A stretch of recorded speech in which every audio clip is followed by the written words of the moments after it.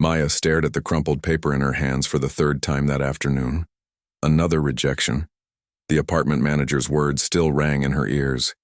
We need first month, last month, and security deposit up front. That's $3,600, cash only.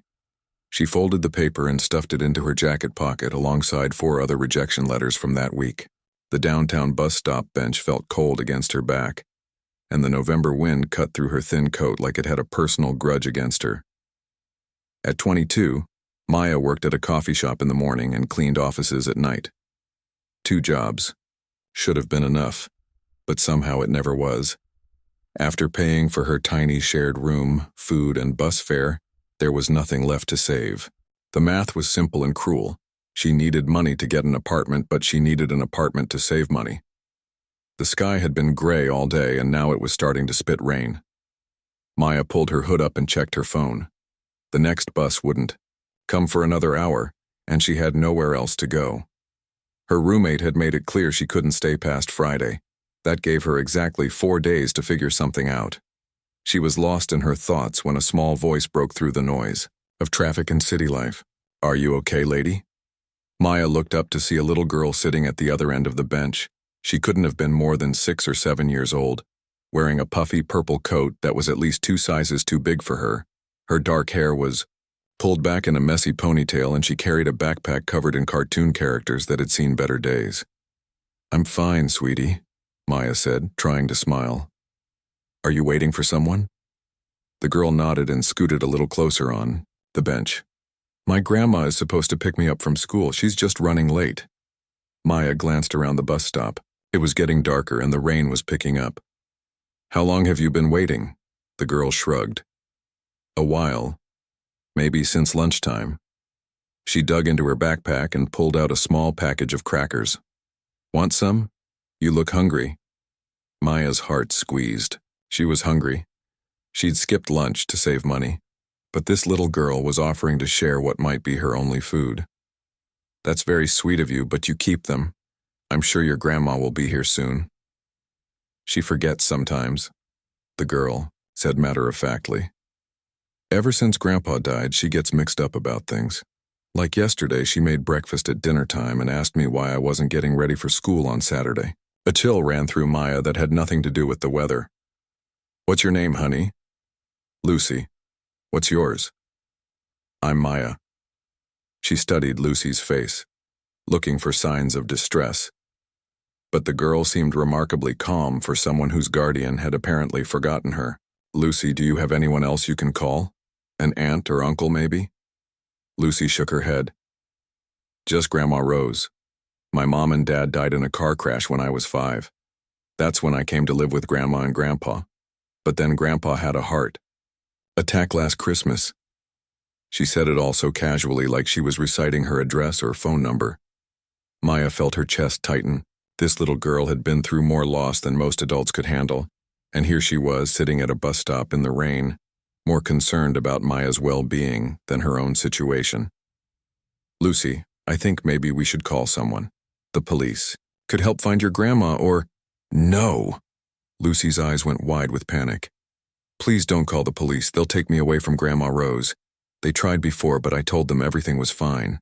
If they find out she forgot me again, they'll put me in foster care." "Foster care isn't necessarily bad, sweetheart." Lucy's face crumpled. "It is for me. I was in 3 different homes before I came to Grandma Rose's house.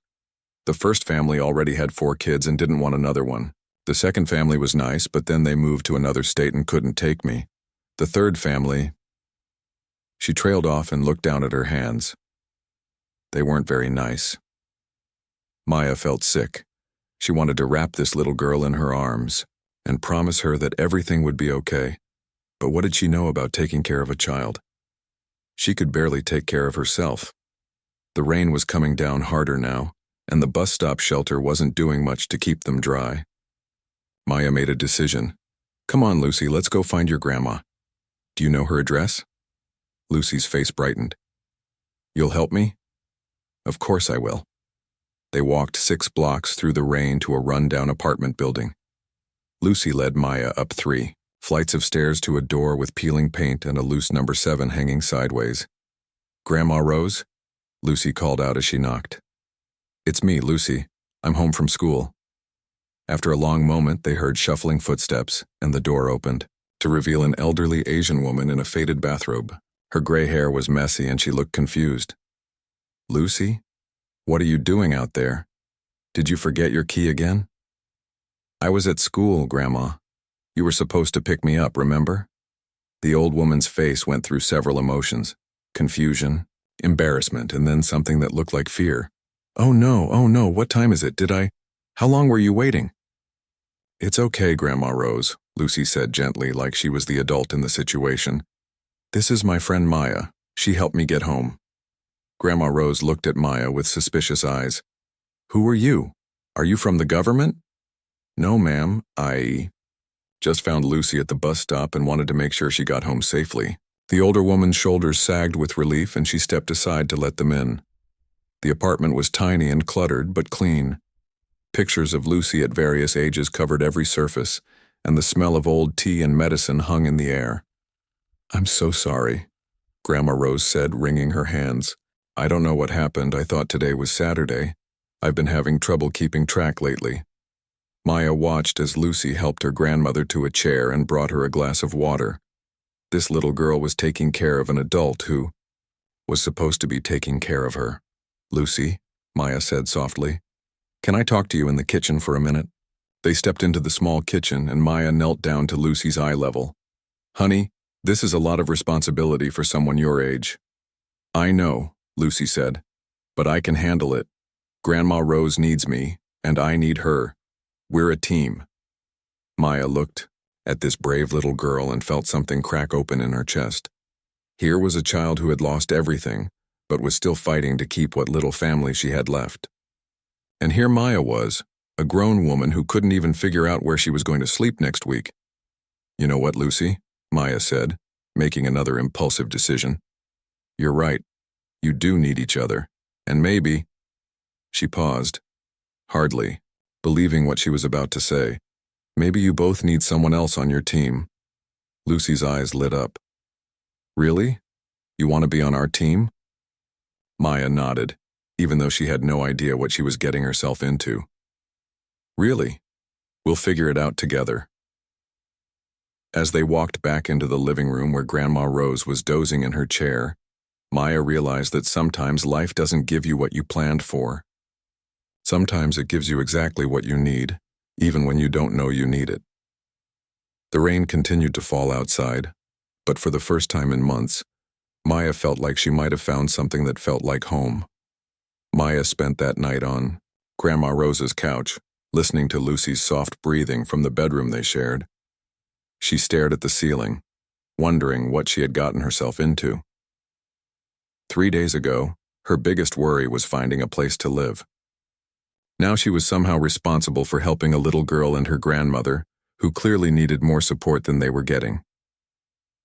When morning came, Maya woke to the smell of burnt toast and Lucy's voice coming from the kitchen. "It's okay. Grandma Rose, I can make breakfast. You just sit down and drink your tea." Maya found them in the kitchen where Lucy was standing on a chair trying to scrape black crumbs off bread, while her grandmother sat at the table looking lost. "Good morning," Maya said gently. "Can I help?" Lucy looked relieved. "I think I burned it too much this time. Usually I can make it work, but the toaster is acting funny today." Maya took over breakfast duties, making eggs and fresh toast while Lucy got ready for school. She watched as the little girl packed her own lunch, checked her homework, and reminded her grandmother to take her morning pills.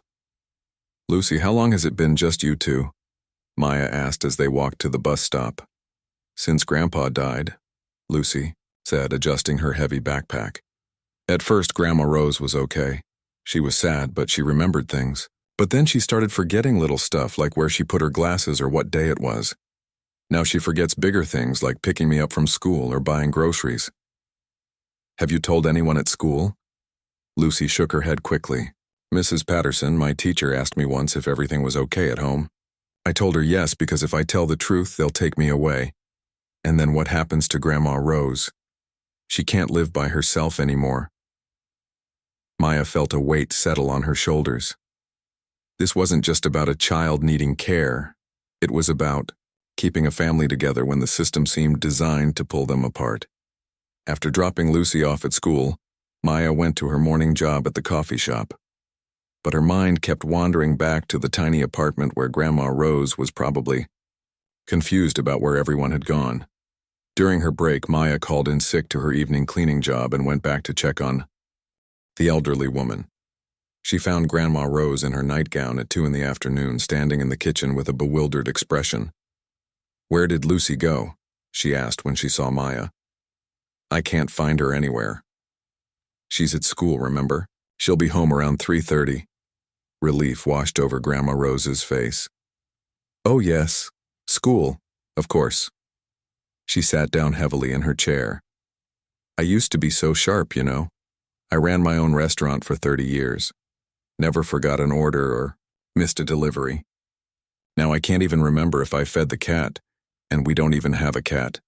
Maya's heart ached for this proud woman who was losing pieces of herself every day. "Would you like me to make you some lunch?" "That would be nice, dear. But I should warn you, the cupboards are pretty bare. Lucy usually does the shopping, but she can only carry so much on the bus." Maya opened the refrigerator and found it nearly empty.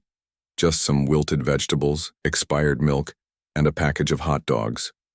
The freezer contained 1 frozen dinner and a bag of peas. The pantry wasn't much better.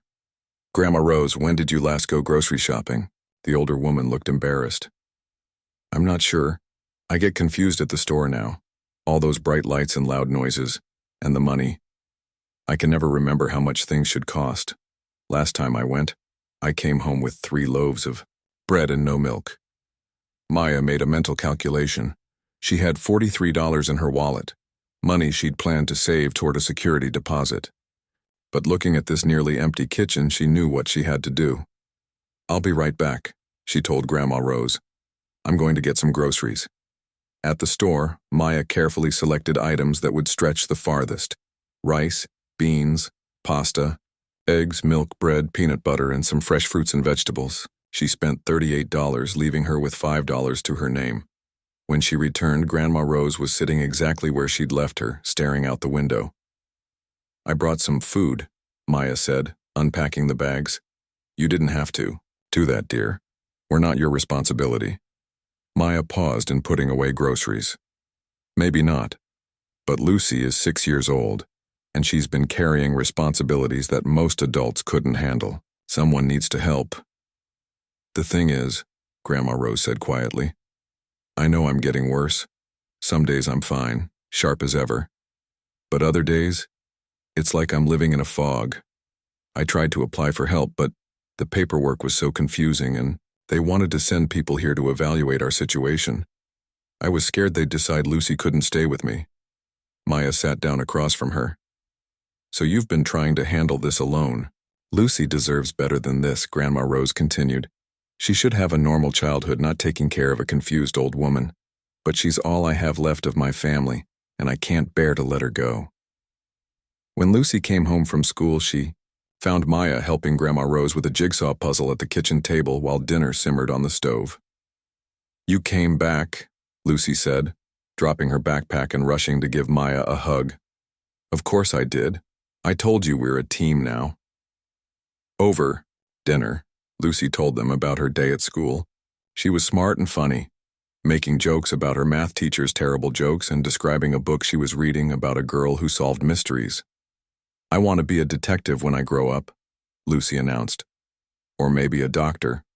Or maybe both." "You can be anything you want," Maya said. And she meant it. This little girl had more determination and strength than most adults. After Lucy went to bed, Maya and Grandma Rose sat in the living room, talking quietly. "You know, I wasn't always like this," Grandma Rose said. "I came to this country with nothing when I was your age. Built a life, raised 2 children, helped them both through college.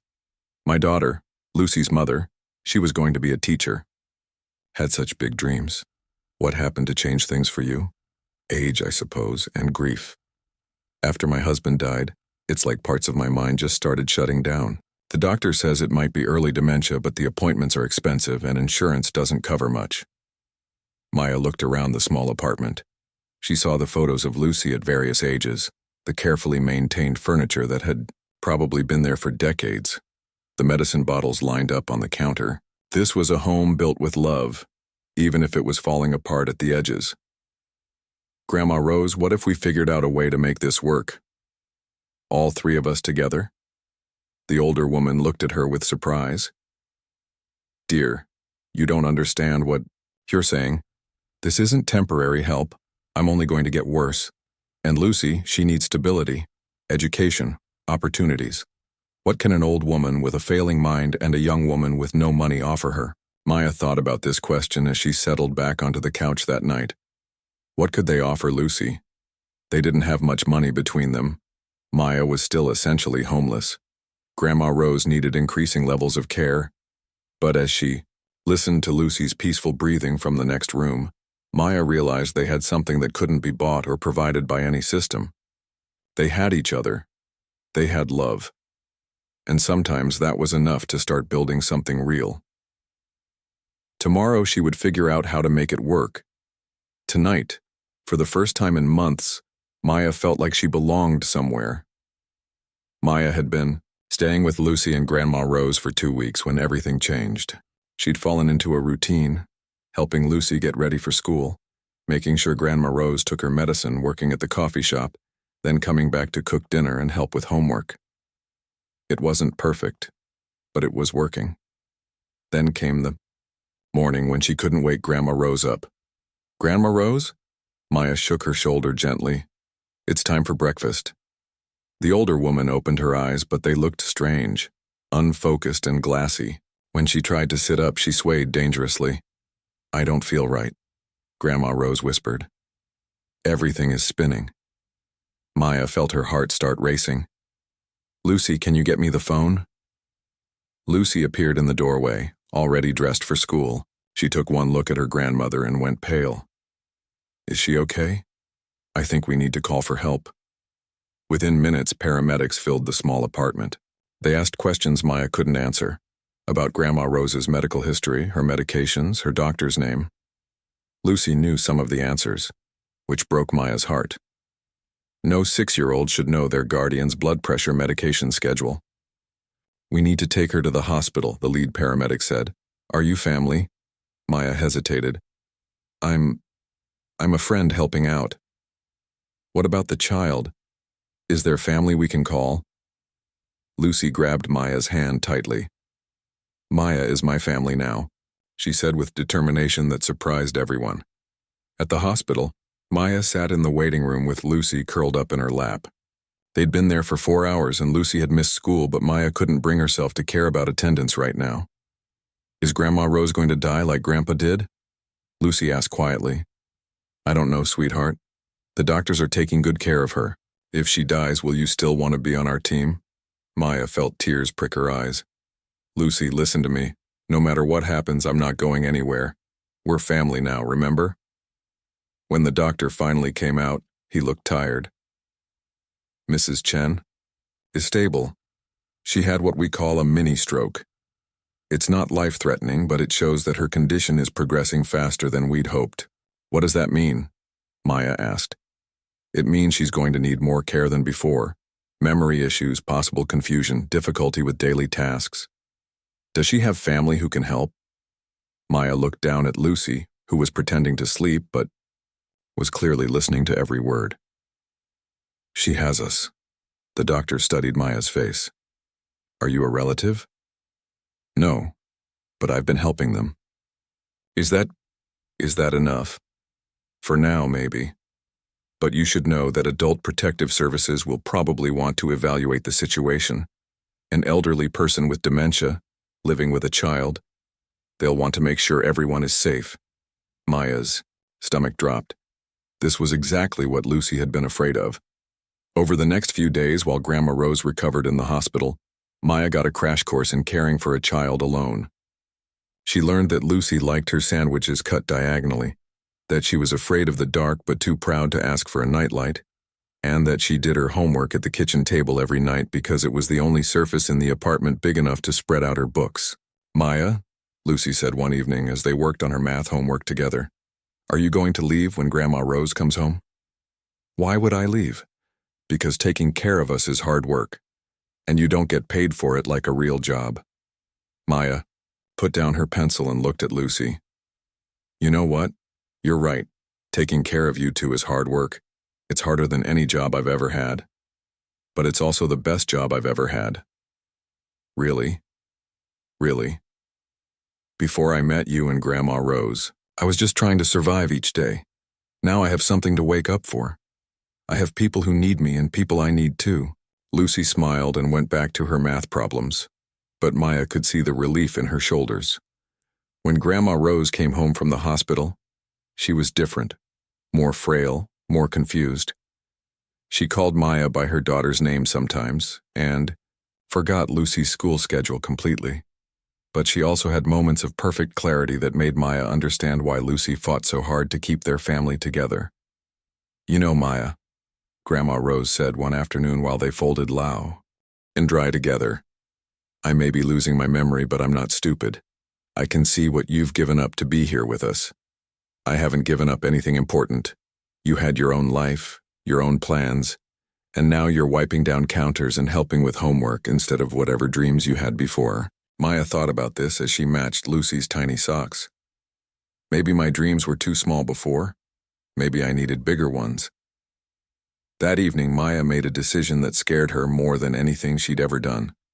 She called her boss at the coffee shop and asked if there were any full-time positions available. Then she looked up information about becoming Lucy's legal guardian. The paperwork was overwhelming. Forms asking about her income, her living situation, her criminal background, her references. How could she explain that 3 weeks ago she was sleeping on a stranger's couch, and now she was trying to become responsible for a child and an elderly woman with dementia? What are you working on? Lucy asked, climbing onto the chair next to her. Just some grown-up paperwork. Lucy studied the forms. She was getting good at reading, and Maya could see her picking out words like guardian and custody. Are you trying to become my official mom? Maya's throat tightened. Would you want that? More than anything in the whole world. But what? If they say no? What if they decide you're not good enough because you don't have a big house or a lot of money? Then we'll figure out another way. Remember what I told you. We're a team now. Teams don't give up on each other. The next morning brought a knock on the door that Maya had been dreading. A woman in a business suit stood in the hallway with a clipboard and an official-looking badge. I'm Ms. Patterson from Child Protective Services. I'm here to do a wellness check on Lucy Chen. Maya's heart sank, but she stepped aside to let the woman in. Lucy appeared from her bedroom, dressed for school and carrying her backpack. Hi, Lucy said politely. Are you here to see if I'm okay? Ms. Patterson looked surprised by Lucy's directness. That's right. I just want to make sure you have everything you need. I do. Maya makes me breakfast every morning and she helps me with my homework, and she reads me stories before bed. And Grandma Rose tells me about when my mom was little. We're taking care of each other. The social worker spent an hour looking around the apartment, asking questions, and talking to all three of them separately. Maya tried to answer honestly while emphasizing how well Lucy was doing, her good grades, her healthy appetite, her happiness. When Ms. Patterson was getting ready to leave, she pulled Maya aside. I can see that Lucy is thriving here, and that Mrs. Chen has support she needs. But I have to be honest with you, this is an unusual situation. You're not related to either of them. You don't have custody papers, and you're very young to be taking on this much responsibility. Maya felt her world starting to crumble. But Lucy is happy. She's safe. She's loved. I can see that, which is why I'm not making any immediate changes. But Maya, you need to make this official. Get the proper documentation. Prove you can support them financially. Show that this is a permanent arrangement and not just temporary help. Can you do that? Maya looked back at Lucy and Grandma Rose, who were pretending not to listen from the kitchen table. These two people had become her whole world in less than a month. The thought of losing them was unbearable. Yes, she said firmly. I can do that. After Ms. Patterson left, Lucy ran to Maya and hugged her tightly. Are we in trouble? No, sweetheart. We just have some work to do to make sure we can stay together forever." That night, after Lucy was asleep and Grandma Rose was settled in her room, Maya sat at the kitchen table with a pile of forms and a calculator. She had $97 in her bank account, no savings and no college degree. On paper, she was completely unqualified to raise a child, but as she looked around the apartment, at Lucy's artwork on the refrigerator, at Grandma Rose's pill organizer that she'd learned to fill each week, at the family photos that now included pictures of all three of them together, Maya knew she'd found something worth fighting for. She picked up her pen and started filling out the first form. She had work to do. Maya had been filling out paperwork for 3 weeks when the call came at 2 in the morning. The hospital's number flashed on her phone screen, and her heart immediately started pounding. "Is this Maya Rodriguez? You're listed as the emergency contact for Rose Chen." Maya sat up in bed, trying to clear her head. "Yes, that's me. What happened?" "Mrs. Chen was brought in by ambulance about an hour ago. A neighbor found her wandering in the hallway in her nightgown. She's confused and asking for someone named Lucy." Maya was already getting dressed. "I'll be right there." She woke Lucy as gently as she could. "Sweetheart, we need to go to the hospital. Grandma Rose needs us." Lucy didn't ask questions. She just got up and started putting on her clothes with the practiced efficiency of a child who'd learned that emergencies required quick action. At the hospital, they found Grandma Rose in a bed surrounded by beeping machines. She looked so small and fragile, nothing like the woman who'd run her own restaurant for 30 years. "Lucy?" Grandma Rose's eyes lit up when she saw them. "Where have you been? I've been looking everywhere for you." "I was sleeping, Grandma. At home, remember?" "Home?" Grandma Rose looked confused. "But I couldn't find you anywhere. I looked in every room." The doctor pulled Maya aside while Lucy held her grandmother's hand. "Mrs. Chen is physically fine, but her dementia has progressed significantly. She's going to need round-the-clock care now. Does she have family who can help?" Maya looked back at Lucy, who was showing Grandma Rose a drawing she'd made at school. "We're her family. I understand you care about her, but this is beyond what most people can handle at home. There are excellent memory care facilities that specialize in—" "No." Maya's voice was firmer than she'd ever heard it. "She stays with us, we'll figure it out." But figuring it out proved harder than Maya had imagined. Grandma Rose couldn't be left alone anymore, which meant Maya had to quit her coffee shop job to stay home with her during the day. Their already tight budget became impossible. Lucy noticed immediately. "Maya, why is there only cereal for dinner again?" Maya tried to smile. Sometimes cereal is fun for dinner, right? But Lucy wasn't fooled. At 6 years old, she'd learned to read the signs of financial stress. She started bringing home uneaten portions of her school lunch and insisting she wasn't hungry when Maya offered her seconds at dinner. The breaking point came when their landlord knocked on the door with an eviction notice. Maya had managed to scrape together most of the rent, but she was $300 short. "I'm sorry, Maya," Mr. Torres said. He was a kind man who'd given them extra time twice before. "I've got bills to pay too. You have until Friday to come up with the full amount, or I have to start the eviction process." That night, Maya sat at the kitchen table with her head in her hands. She had $47 in her account, no job, and 3 days to find $300. For the first time since she'd met Lucy and Grandma Rose, she wondered if she was in over her head. "Maya?" Lucy appeared in her pajamas, holding her favorite stuffed rabbit. "Are we going to have to move?" Maya didn't want to lie to her. "I'm trying to figure that out, sweetheart." Lucy climbed onto the chair next to her. "Remember when you first came here? You said sometimes the best things happen when people help each other." "I remember." "Maybe it's time for other people to help us." The next morning, Lucy did something that would change everything.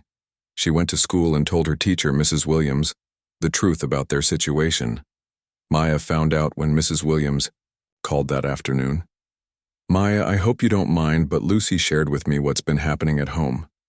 I want you to know that what you've done for Lucy and her grandmother is remarkable." "Mrs. Williams, please let me finish. Lucy is one of the brightest, most caring children I've ever taught. But more than that, she's happy, really genuinely happy. Do you know what she told me today? She said that before you came, she used to worry about everything all the time. Now she said she feels safe because she knows someone is always looking out for her and Grandma Rose. Maya felt tears starting to form. I love them both so much. I can see that. And I'd like to help if you'll let me.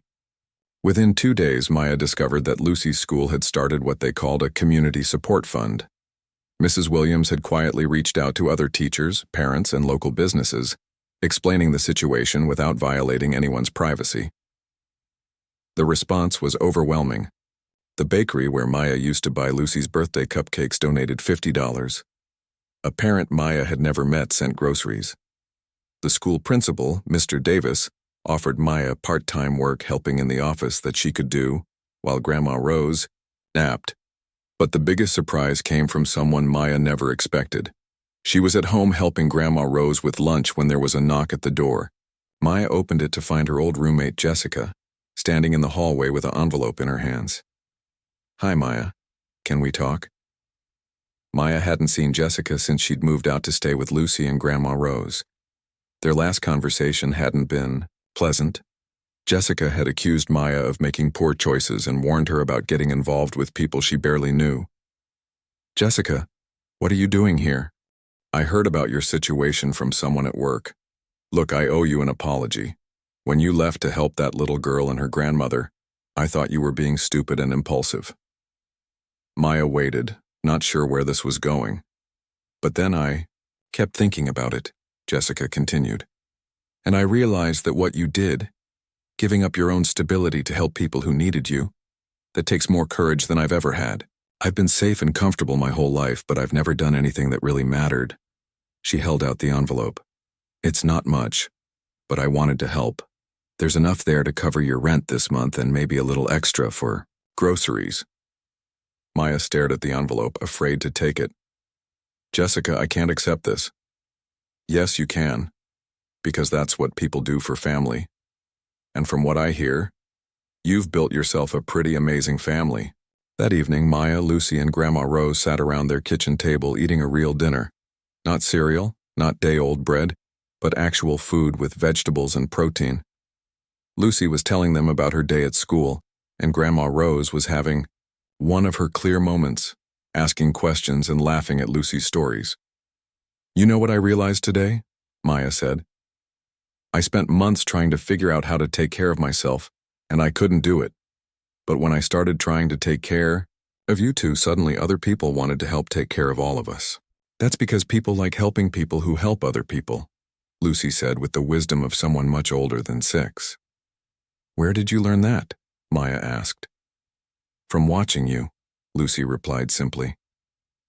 Later that night, after Lucy was asleep and Grandma Rose was settled, Maya sat at the kitchen table working on her guardianship paperwork again. But this time, she wasn't alone. She had letters of recommendation from Mrs. Williams and Mr. Davis. She had documentation of her part-time income from the school. She had proof of community support. Most importantly, she had something she'd never had before, the feeling that she was part of something bigger than herself. She was part of a community that cared about Lucy and Grandma Rose and, by extension, cared about her too. Her phone buzzed with a text message from Jessica. "Saw a job posting at the community center. They need someone part-time to help with their after-school program. Thought of you. It might be perfect. You could bring Lucy with you." Maya smiled as she read the message. 6 weeks ago, she'd been sitting at a bus stop with rejection letters in her pocket, thinking her life was falling apart. Now she realized it had been falling into place all along. She just hadn't recognized it at the time. She picked up her pen and continued filling out forms. Tomorrow would bring new challenges, but tonight her family was safe and fed and loved. And sometimes, that was enough to build a future on. 6 months later, Maya stood in the bathroom mirror getting ready for what might be the most important day of her life. Today was her court hearing for Lucy's guardianship, and her hands wouldn't stop shaking as she tried to put on mascara. "Maya, you look beautiful," Lucy said from the doorway. She was wearing her best dress, a blue one with tiny flowers that Mrs. Williams had bought for her for this special day. "Thank you, sweetheart. Are you nervous?" Lucy thought about this seriously. A little, but mostly excited. Today makes it official that we're really family, right? Right. Maya knelt down to Lucy's level. But you know, even if something went wrong today, which it won't, you'd still be my family. Papers don't make families, love does. I know. But papers help other people understand that we belong together. Maya marveled at how wise Lucy had become. At 7 years old, she understood things that many adults struggled with. The courtroom was smaller than Maya had expected, but it was full of people who had come to support them. Mrs. Williams sat in the front row next to Mr. Davis from the school. Jessica was there, along with several neighbors from their apartment building. Even Mr. Torres, their landlord, had come. The biggest surprise was seeing Dr. Martinez, Grandma Rose's new doctor, sitting with a folder full of papers. Dr. Martinez? I didn't know you were coming, Maya whispered. I wouldn't miss this. I have some things to share with the judge that might help your case. When their turn came, Maya sat at a table with the lawyer the community center had helped her find. Lucy sat between Maya and Grandma Rose, holding both their hands. The judge, a kind-looking woman with gray hair, reviewed the paperwork for several minutes before speaking. This is an unusual case, Judge Harrison said. Ms. Rodriguez, 6 months ago you were essentially homeless with no savings and no permanent job. Now you're asking to become the legal guardian of a 7-year-old child and take responsibility for an elderly woman with dementia. Can you explain to me how you think you're qualified for this responsibility? Maya had practiced this answer, but now that the moment was here, she forgot her prepared speech. Instead, she spoke from her heart. Your Honor, 6 months ago I thought being qualified meant having money and a stable job and a perfect life plan, but I've learned that being qualified means showing up every day, even when it's hard. It means putting someone else's needs before your own. It means creating a safe place where a little girl can be a kid and an elderly woman can be treated with dignity. She looked at Lucy, who was listening intently. Lucy has taught me that family isn't about being perfect. It's about being present.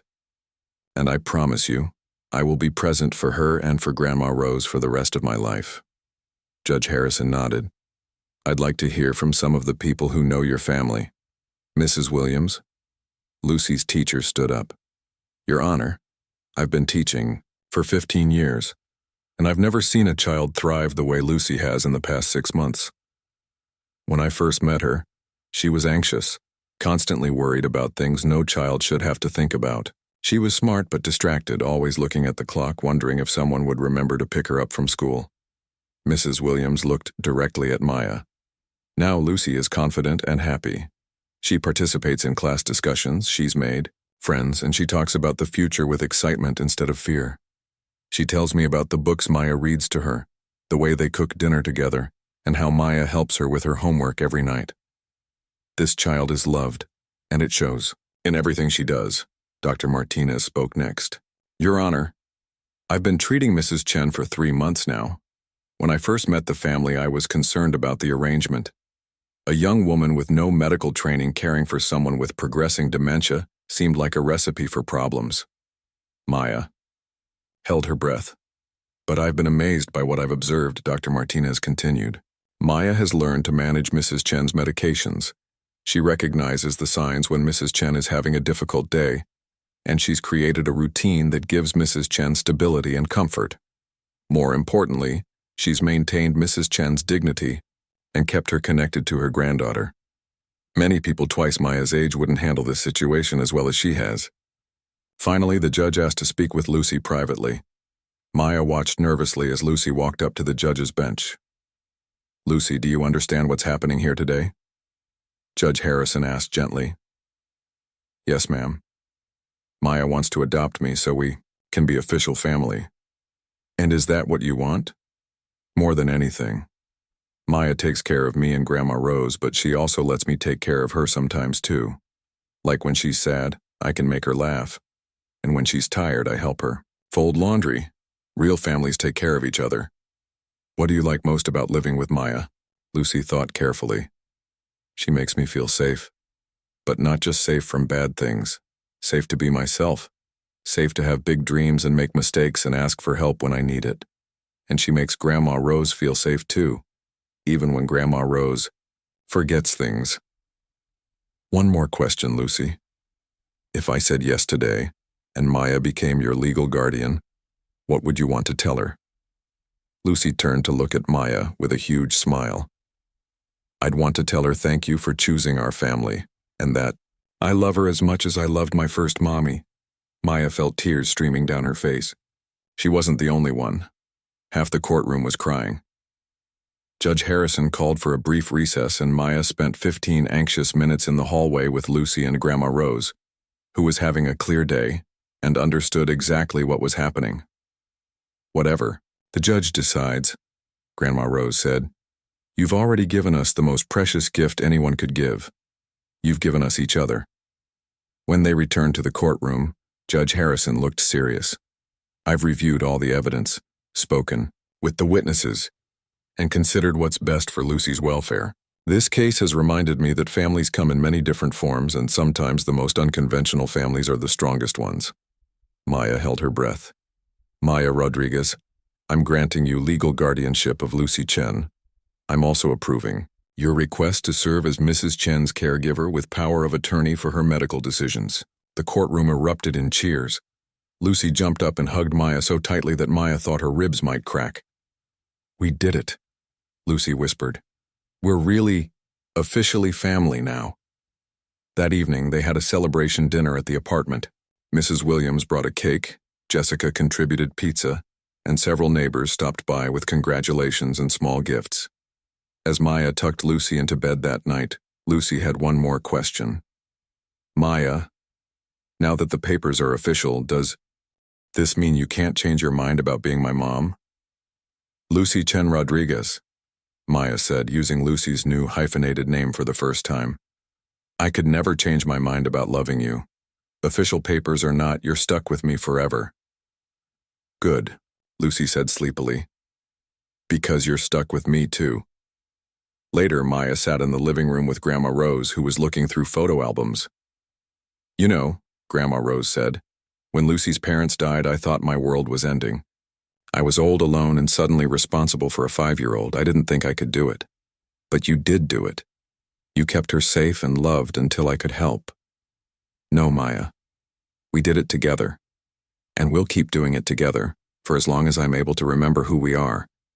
Maya looked around their small apartment, at Lucy's artwork covering the refrigerator, at the pill organizers she filled for Grandma Rose each week, at the family photos that now included pictures of all three of them together at school events, and doctor's appointments and quiet evenings at home. 6 months ago, Maya had been a young woman with no direction, no family, and no hope for the future. Now she was someone's mom and someone's caregiver, part of a community that supported each other, and the keeper of a family that had chosen each other against all odds. She picked up her phone and sent a text to Jessica. Thank you for believing in us when I couldn't believe in myself. The response came back immediately. Thank you for showing me what real courage looks like. As Maya turned off the lights and headed to bed, she passed Lucy's room and heard her talking quietly to her stuffed rabbit. Tomorrow I'm going to tell everyone at school that Maya is officially my mom now, and that we're the luckiest family in the whole world because we found each other when we all needed finding. Maya smiled and continued to her own room. Lucy was right. They were lucky. Not because their life was perfect or easy, but because they had learned that the best families aren't born, they're built. One day, one choice, one act of love at a time,